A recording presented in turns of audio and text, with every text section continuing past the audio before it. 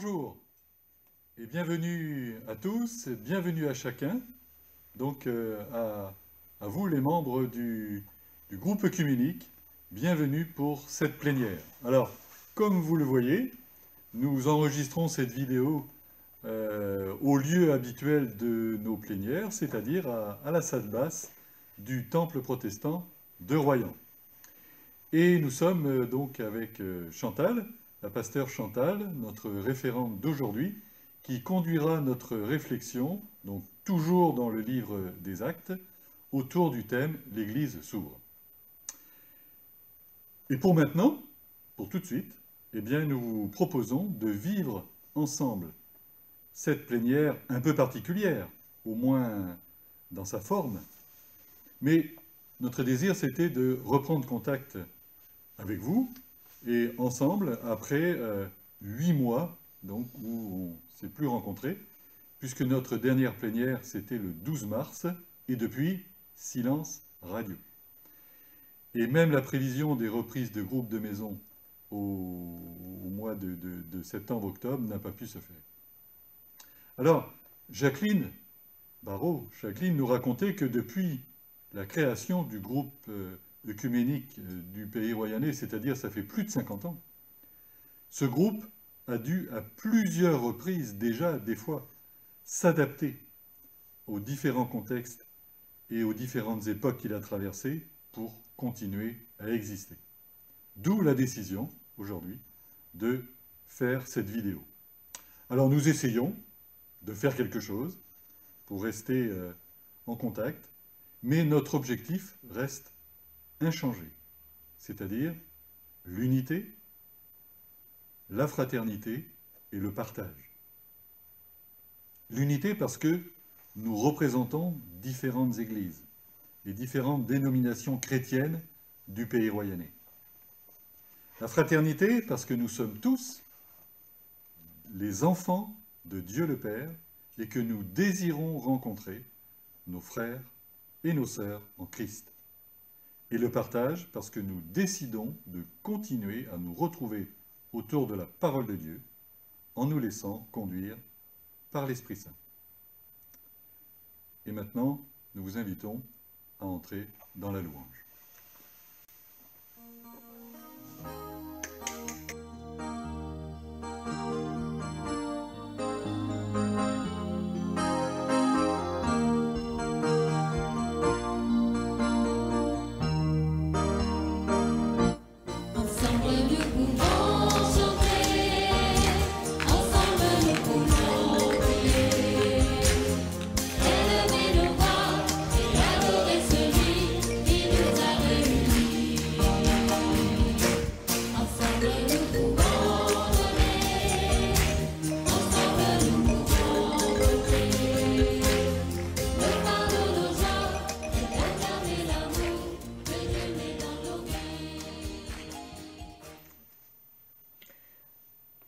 Notre prière de louange. Ô Seigneur, tu connais les défis de nos vies aujourd'hui. Tu connais la succession des événements et des semaines qui nous laissent souvent confus, anxieux et désorientés. Tu envoies sur nous ton Saint-Esprit d'amour et de sagesse, et tu éclaires de ta lumière nos zones d'ombre. Nous savons bien que ta présence et que ton nom résonnent au creux de nos vies comme une source dans le désert. Nous percevons, malgré tout, les signes de ta présence qui nous accompagnent à chaque pas dans la paix et dans la confiance. Nous nous tournons en ce jour vers toi, Seigneur, que l'esprit de louange habite nos cœurs.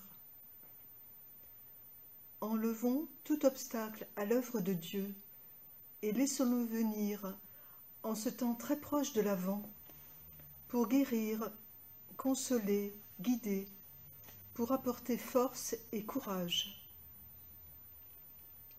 Aujourd'hui, tout au long des lectures des Actes des Apôtres, nous sommes saisis, nous aussi, par le souffle de ta résurrection. Ne voyons-nous pas les effets de ta résurrection dans l'histoire des hommes, le don de l'esprit, les guérisons au nom de Jésus, la conversion des païens, la propagation de la bonne nouvelle et l'ouverture de l'Église.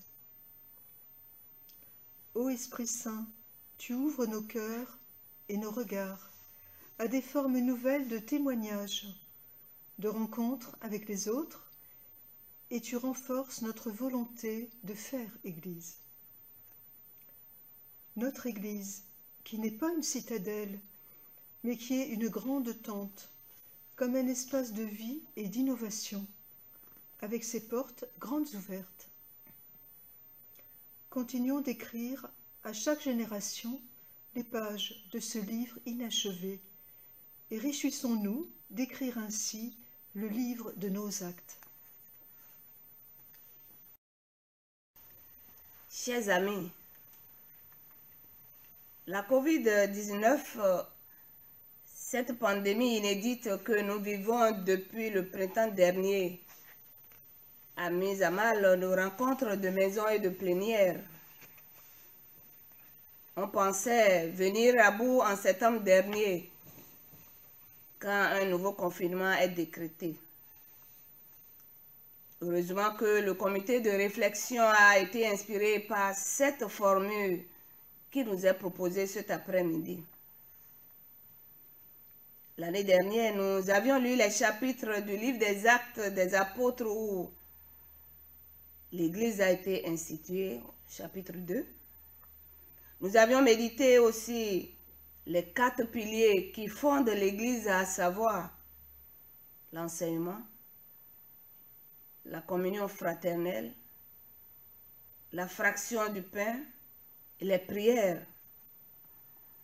Nous avions parlé de son accroissement rapide, de ses miracles malgré les oppositions qu'elle suscite chez les Juifs et malgré les difficultés qu'elle rencontre dans son propre sein. Nous avions parlé de son organisation au chapitre 6 et de sa persécution au chapitre 7. Tous ces premiers chapitres, tous ces 7 premiers chapitres plutôt que nous avions lus se déroulaient à Jérusalem. Au cours de cette année, nous allons partager autour de l'ouverture de l'Église à l'extérieur de Jérusalem. 2 grandes figures vont retenir notre attention. Il s'agit de Pierre et de Paul. Je suis chargée cet après-midi d'introduire sur l'ouverture de l'Église à l'extérieur de Jérusalem avec Pierre dans les chapitres 8 à 12 et le chapitre 15. Comme je le disais tantôt, l'Église s'est accrue malgré les difficultés qu'elle rencontre et qui a débouché sur l'organisation et l'institution des 7 diacres au chapitre 6. Pendant cette période, c'est l'apôtre Pierre qui est en première ligne.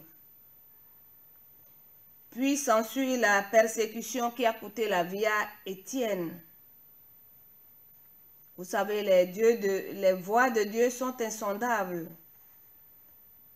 C'est cette persécution de l'Église qui a dispersé les croyants en Judée, en Samarie et jusqu'aux extrémités de la terre, faisant accomplir par la même occasion le mandat missionnaire que Jésus a donné à ses disciples dans Acte 1, verset 8, et je cite: « Mais vous recevrez une puissance, le Saint-Esprit survenant sur vous, et vous serez mes témoins à Jérusalem, dans toute la Samarie et jusqu'aux extrémités de la terre. » Fin de citation.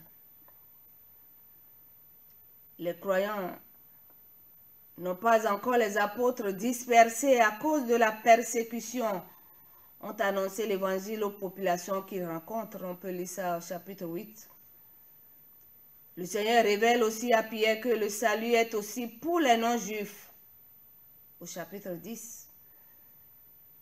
Ce livre des Actes des Apôtres montre aussi que l'extraordinaire et miraculeuse diffusion de l'Évangile n'est pas seulement le fruit du travail des apôtres, mais aussi de leurs collaborateurs. Mieux, c'est l'onction du Saint-Esprit qui fait croître l'Église. D'ailleurs, Luc, l'auteur du livre des Actes des Apôtres, mentionne ce fait 62 fois dans le livre des Actes. Cette mise en évidence de l'action du Saint-Esprit depuis la Pentecôte est importante aussi pour l'Église. Entendez, communauté de ceux qui confessent Jésus-Christ comme Seigneur et Sauveur, qu'ils soient pasteurs, prêtres ou non. Donc la mise en évidence de l'action du Saint-Esprit est importante pour l'Église aujourd'hui encore, qui cherche dans ce livre l'encouragement pour son témoignage dans notre monde en perpétuelle mutation. Je vous propose de voir l'action du Saint-Esprit dans la vie des ministres aux tables, c'est-à-dire les diacres institués, et dans celle de Pierre. Vous vous rappelez des hommes ou diacres qui sont élus pour servir aux tables, pendant que les apôtres s'appliqueront à la prière et à la parole de Dieu, chapitre 6. Le diacre est la translittération du mot grec diakonos qui signifie serviteur. C'est celui qui est chargé de veiller aux pauvres et de pourvoir à leurs besoins. Ces diacres ou serviteurs étaient au nombre de 7. Pourquoi 7? Le chiffre 7 était un nom sacré revêtu d'un caractère religieux. Nous pouvons lire ça par exemple dans le livre de Genèse chapitre 21 verset 28 où Abraham mit à part 7 jeunes brebis pour le sacrifice. De plus, chez les Juifs, le conseil placé à la tête de chaque localité se composait de 7 hommes, nous dit Joseph dans les Antiquités juives. C'est 7 diacres pleins de foi et d'esprit qui étaient élus ont pour nom Étienne, Philippe, Procore, Nicanor, Timon, Parménas et Nicolas, prosélyte d'Antioche. Que savons-nous de leur ministère? Étienne, nom d'origine étrangère, signifie couronne. Le premier des 7 diacres faisait parmi le peuple des prodiges et de grands miracles. Il était introduit dans le service comme diacre pour servir aux tables, mais le Saint-Esprit le suscite aussi pour déclarer au peuple juif son état. Il fut le premier des martyrs, mot qui signifie témoin. Il fut un fidèle témoin du Seigneur dans sa vie et dans sa mort. Oui, ministre de temple selon la volonté de l'Assemblée et ministre de la parole cette fois-ci, sans l'avis de l'Assemblée, car l'Esprit Saint en a décidé autrement que selon la norme consensuelle. À Procore sont attribués par exemple les actes apocryphes de Jean. Nicolas est désigné par Irénée comme le fondateur de la secte des Nicolaïtes. On peut lire ça dans Apocalypse 2, versets 6 à 7, où il est écrit « Tu as pourtant ceci, c'est que tu hais les œuvres des Nicolaïtes, œuvres que je hais aussi. » Les Nicolaïtes, c'est une secte qui, suivant la doctrine de Balaam, enseignait aux chrétiens qu'à cause du principe de liberté, ils pouvaient manger des viandes offertes aux idoles et se permettre des actes immoraux comme les païens.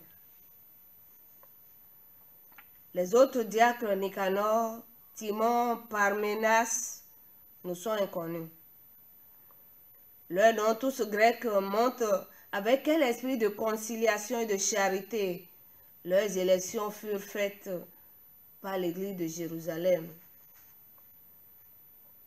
Philippe, le diacre, est la figure sur laquelle je vais prendre un peu du temps. Il reparaîtra dans ce livre des Actes remplissant le ministère d'évangéliste, ministère de la parole et de la prière. On peut lire ça dans Actes 21. Après donc le meurtre d'Étienne, Philippe quitte Jérusalem et se rend à Samarie où il prêche le Christ dans une ville de Samarie et fait des miracles. Mais lorsque les apôtres ont appris que les Samaritains avaient reçu la parole de Dieu, ils envoyaient Pierre et Jean.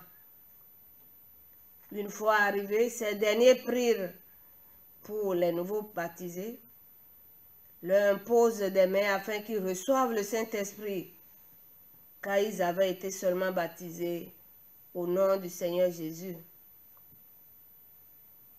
Dieu accordait l'Esprit Saint en réponse à la prière et les apôtres en confirmaient le don à ces nouveaux chrétiens en leur imposant des mains pour l'affermissement de leur foi.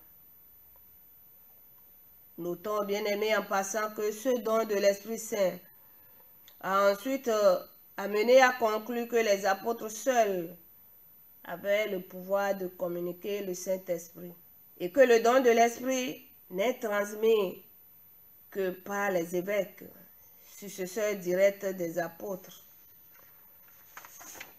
Mais nous voyons aussi l'apôtre Paul recevoir l'imposition des mains et aussi le Saint-Esprit d'un simple chrétien, Ananias. Dans le livre des Actes au chapitre 9, verset 17 suivant, je lis. Ananias sortit.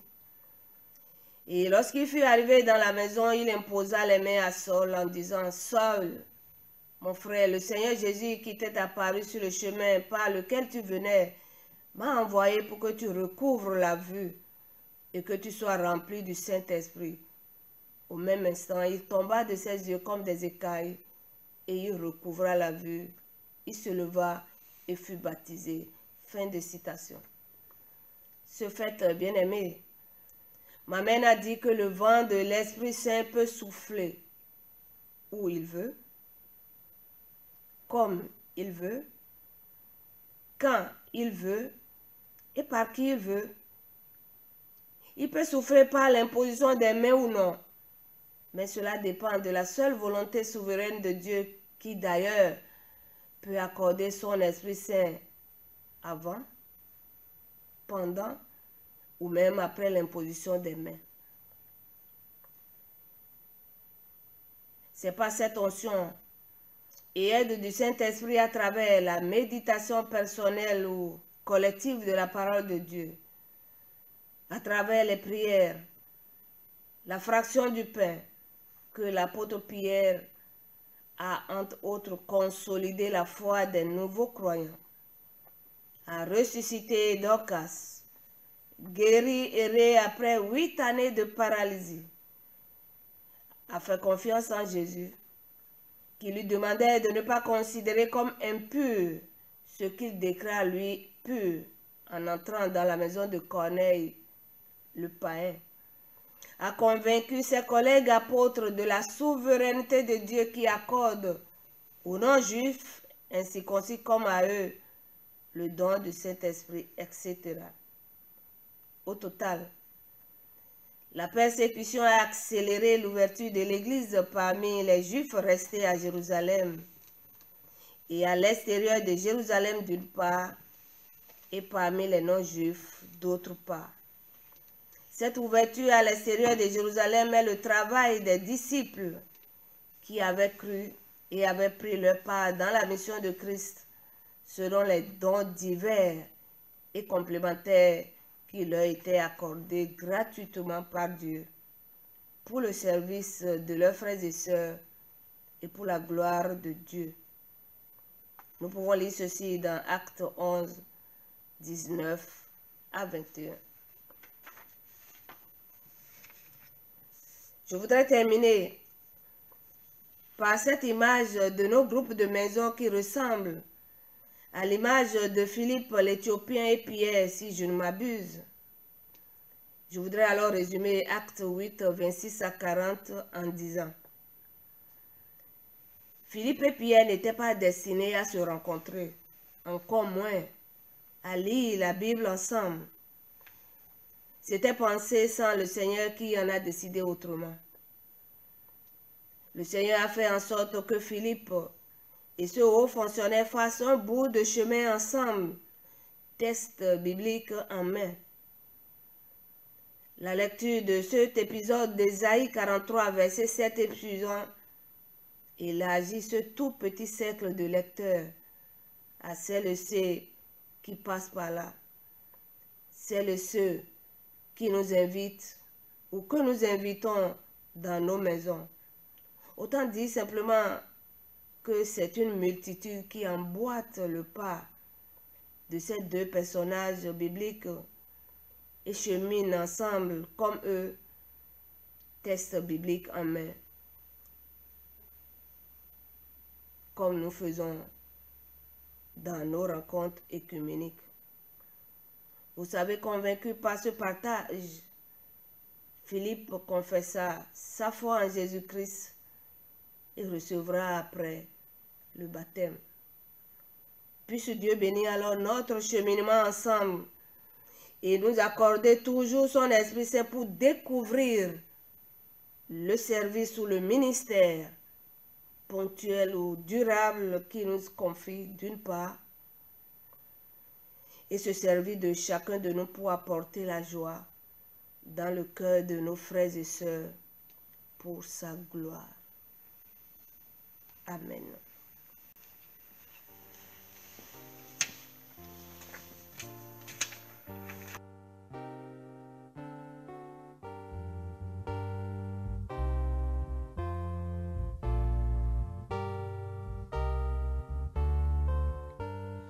Esprit de sainteté, viens combler nos cœurs.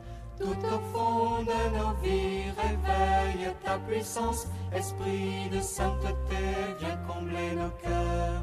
Chaque jour, fais de nous des témoins du Seigneur. Tu es la lumière qui vient nous éclairer, Le libérateur qui vient nous délivrer. le consolateur, esprit de vérité, En toi l'espérance et la fidélité. esprit de sainteté, viens combler nos cœurs. Tout au fond de nos vies, réveille ta puissance, esprit de sainteté, viens combler nos cœurs. Chaque jour, fais de nous des témoins du Seigneur. Tu es Esprit la de sainteté, lumière viens qui combler vient nos nous cœurs. éclairer, Tout le au fond de nos vies, libérateur qui vient réveille nous ta délivrer, puissance. le Esprit de sainteté, viens combler nos cœurs. Chaque jour, fais de nous des témoins du Seigneur. Tu es la lumière qui vient nous éclairer. Le libérateur qui vient nous délivrer. Le consolateur, l'esprit de vérité. En toi l'espérance et la Seigneur notre Dieu, Créateur du ciel et de la terre, du soleil levant au soleil couchant, que ton saint nom soit béni et célébré en Jésus-Christ notre Sauveur et Seigneur. Remplis nos cœurs de reconnaissance et mets sur nos lèvres ta louange, pour la parole de l'Évangile proclamée, comme au temps des premiers chrétiens et même dans notre pays royanais. Ô Dieu, souviens-toi de ton Église dans le monde entier, inspire-la et gouverne-la toujours par ton esprit. Veille sur les peuples de tous les pays et donne la sagesse à ceux qui les gouvernent. Fais cesser les guerres, éclaire ceux qui administrent la justice, manifeste ta grâce et ta vérité parmi tous les peuples, et accorde aux nations en conflit la volonté de trouver une paix équitable. En ces temps difficiles de reconfinement Aie pitié de ceux que visite l'épreuve, la maladie. En particulier, nous pensons à Daniel Girard. Aie pitié, Seigneur, de ceux que visite même la mort, et particulièrement les familles qui sont en deuil.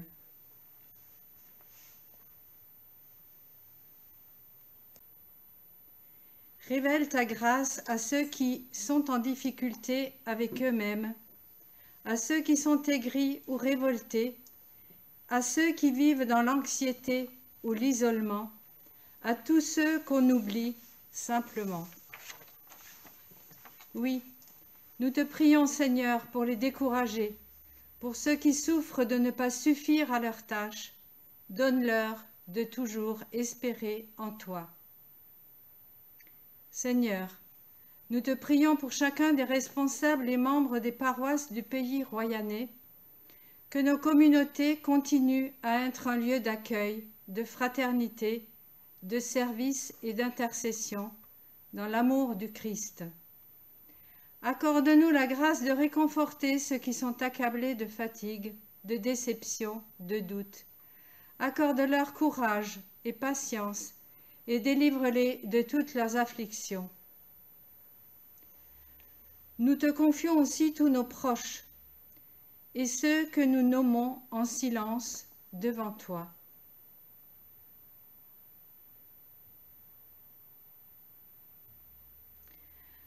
Couvre-les de ta protection et environne-les de ta grâce. Que tous puissent trouver la joie que tu donnes à chacun en Jésus-Christ, notre Sauveur et Seigneur. C'est avec confiance que nous t'adressons toutes nos prières, toi qui nous exauces bien au-delà de ce que nous demandons ou pensons, par Jésus-Christ notre Seigneur. Amen. Amen.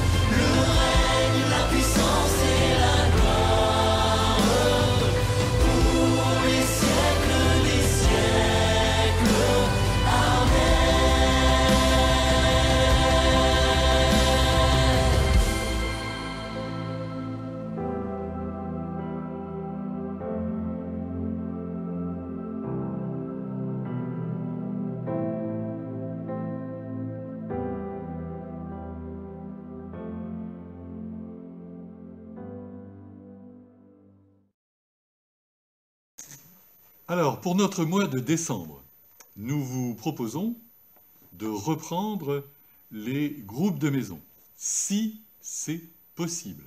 Voilà. Et pour ça, donc, plusieurs propositions.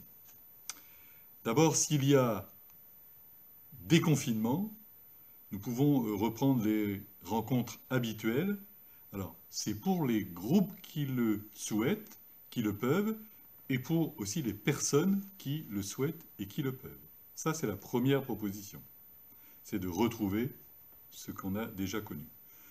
Une autre proposition, s'il n'y a pas déconfinement, ou si ce n'est pas possible, à ce moment-là, on vous propose que chacun lise les textes proposés en étant chez lui, à la maison, et puisse écrire ce qu'il entend, ressent, reçoit par écrit, et qu'il puisse l'envoyer aux autres membres du groupe de maison pour pouvoir partager.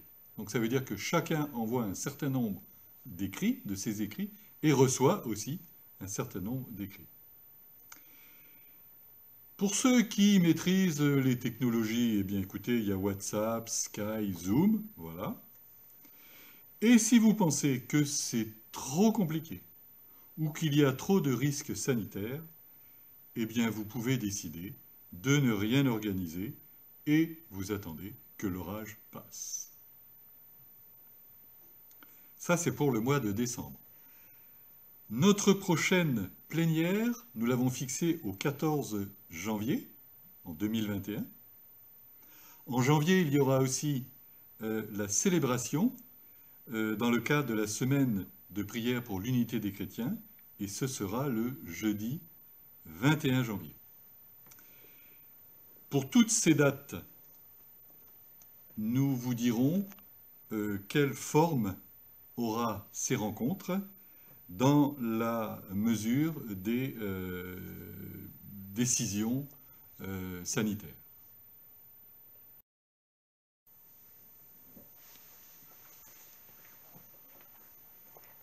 Philippe et Pierre, bien-aimés, nos rencontres pour ce petit cheminement, nous les imitons bien et nous vous encourageons à continuer, quelles que soient les formes que prendront ces prochaines rencontres. Avec confiance, nous vous confions à la bénédiction de Dieu. Allez en paix et que la grâce de Dieu le Père, le Fils et le Saint-Esprit veillent et gardent chacun de nous, maintenant et pour l'éternité des siècles. Amen et à bientôt.